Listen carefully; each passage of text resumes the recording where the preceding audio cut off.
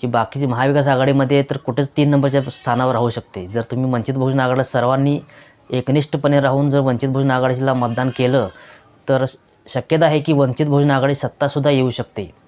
तर सर्वांना एक विनंती आहे की महाविकास आघाडीच्या नादाला लागू नका.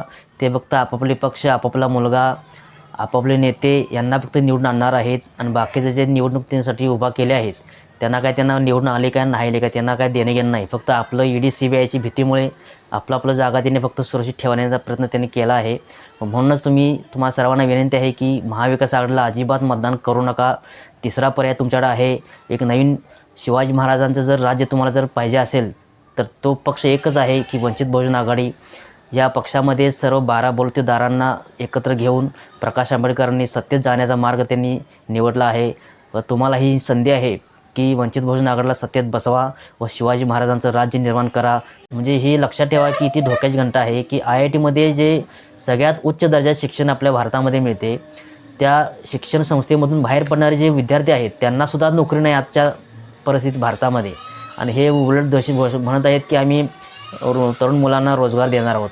कोणता रोजगार देणार आहे तुम्ही ही अशा 70 वर्षामध्ये ही गोष्ट कधी घडली नाही की IITमधून बाहेर पडलेले विद्यार्थी त्यांना नोकरी मिळत नाही. ही शोकांतिका आहे. नमस्कार मित्रांनो, माझे मत या यूट्यूब चॅनलवरती तुमचं सहर्ष स्वागत आहे.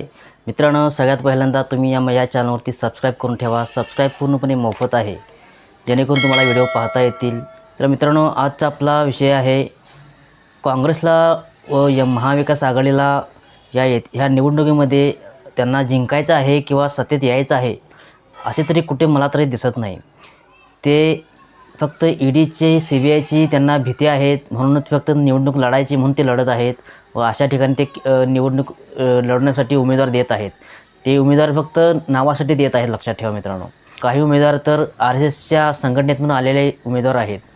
अकोलेचा उमेदवार जो आहे तो RSS संघटनेचा आहे व यावरून शंकास्पद असं वाटते की काँग्रेसला खरंच हे निवडणूक जिंकायची आहे की नाही.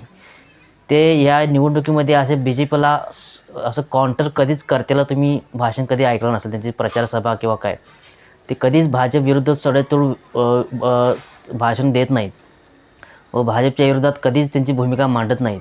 त्यांना माहिती आहे की भाजपच्या विरुद्ध भूमिका मांडल्या किंवा त्यांच्या तर ते ईडी CBI आपल्यावर कारवाई करतील म्हणून ते सॉफ्ट पद्धतीने ही निवडणूक लढवत आहेत.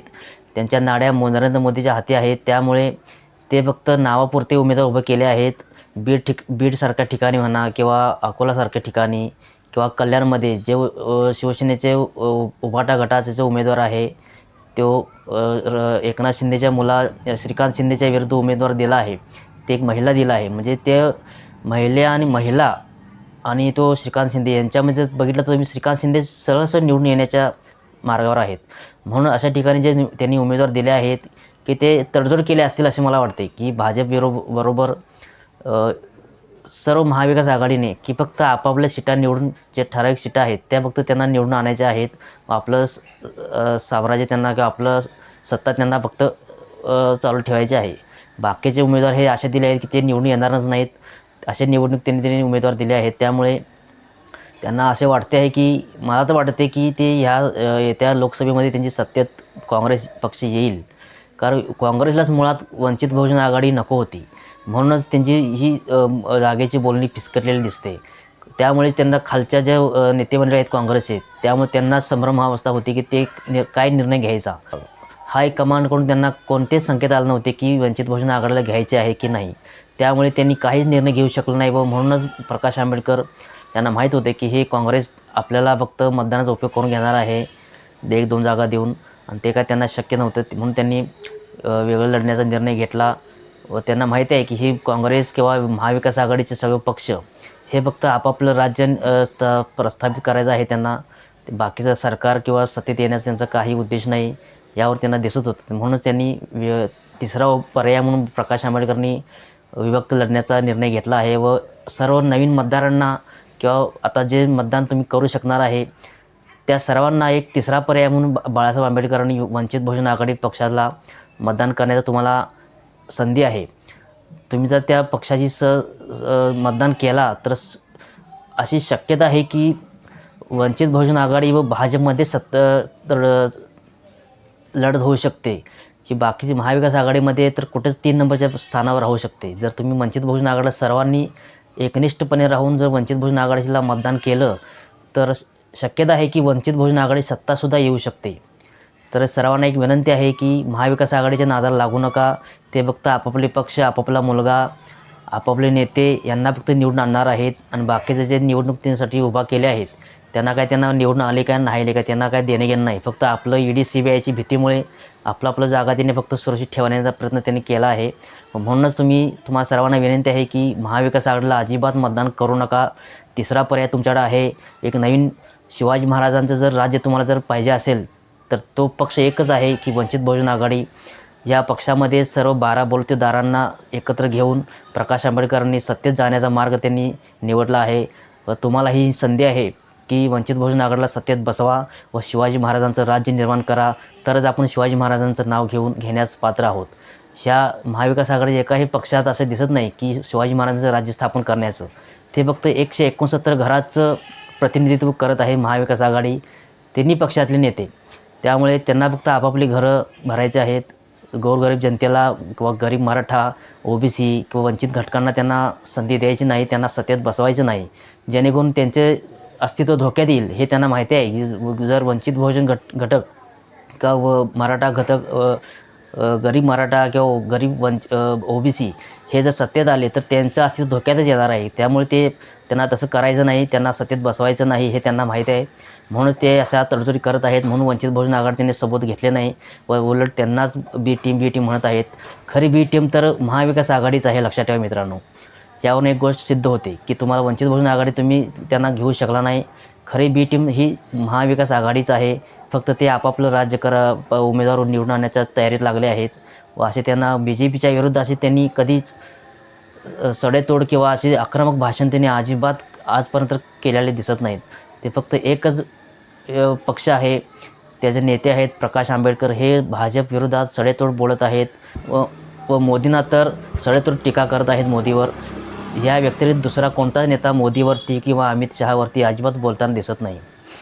अनेक गोष्ट लक्षात ठेवा मित्रांनो. नरेंद्र मोदी आणि अमित शहा हे गुजरातचे व्यापारी आहेत, लक्षात ठेवा. त्यांना कोणती वस्तू कशा कोणत्या भावात कशी विकायची हे त्यांना चांगले ज्ञान आहे. त्यांना वस्तू विकण्याचे तर ज्ञान आहेच, पण सोबत त्यांना देशसुद्धा कसा विकायचा, कोणत्या भावात विकायचा हे त्यांनासुद्धा चांगली माहिती आहे. त्यामुळे त्यांच्या प्रलोभनांना अजिबात बळी पडू नका.